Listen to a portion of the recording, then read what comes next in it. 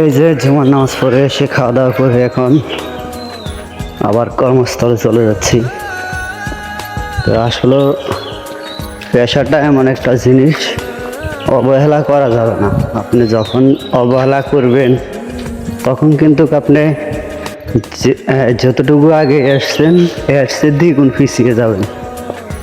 এই জন্য আপনি যেই পেশাতে থাকেন না কেন আপনার পেশাকে শ্রদ্ধা করবেন, এগিয়ে যাওয়ার চেষ্টা করবেন। স্বপ্ন যেখানে বাস্তবায়ন হবে সেটুকু আপনাকে যেতে হবে। যদি আপনি অর্ধেক পথে থেমে যান কখনো আপনার স্বপ্ন পূরণ হবে না।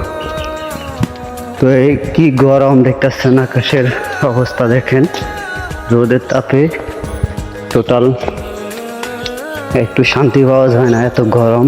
গাছের পাতা একটা নড়বড় করে না। তারপরও দেখা গেছে কাঙ্ক্ষিত জায়গায় পুষতে হবে, যতই ঝড় বৃষ্টি রোদ আসুক না কেন। তো আসলে ছেলেদের জীবন যেমন একটা কষ্টদায়ক, মেয়েদের জীবনও কিন্তু কষ্টদায়ক। যাই হোক, বাড়ির সামনে থেকে বের হলাম। এটা হচ্ছে আমাদের বাড়ির সামনের রাস্তা। আসলে প্রকৃতি দেখতে অনেকটাই ভালো লাগে। সোনালী ফসল, পেঁপে বাগান, অনেক সুন্দর। আসল সৌন্দর্য হচ্ছে সবুজের, যে যাই বলুক, প্রকৃতির যে সৌন্দর্য এটা আপনি আর কোথাও পাবেন না।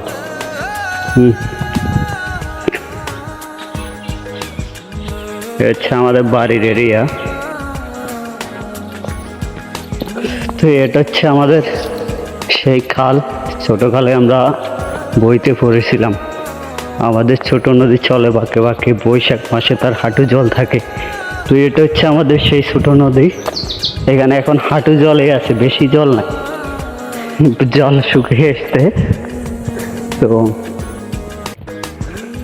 আসলে এই প্রকৃতির মাঝে যে আসবে তার যত দুঃখ কষ্ট চিন্তা ভাবনা থাকুক না কেন সব দূর হয়ে যাবে।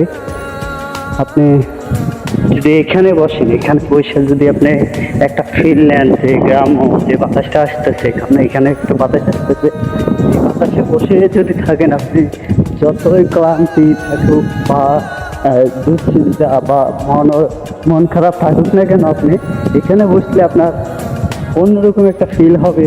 আপনার সেই মন মানসিকতাটা চেঞ্জ হয়ে আসবে, যে এত ভালো লাগবে। আসলে গ্রামে কি শান্তি, এটা শহরের মানুষ বুঝতে পারে না। আর শহরের মানুষও বুঝতে পারে বিদায় একদম মাঝে মাঝে ভ্রমণে বের হয়, যে কোথায় একটু সবুজ শ্যামল গাছ গাছালি আছে, সেখানে যায় তারা বসে গল্প করে। তো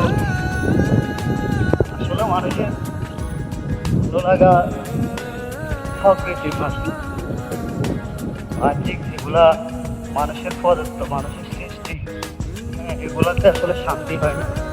এগুলা বলতে কি, তারা এসি লাগায় বসে থাকে, ফ্যান ইউজ করে, এগুলার কথা বলছি।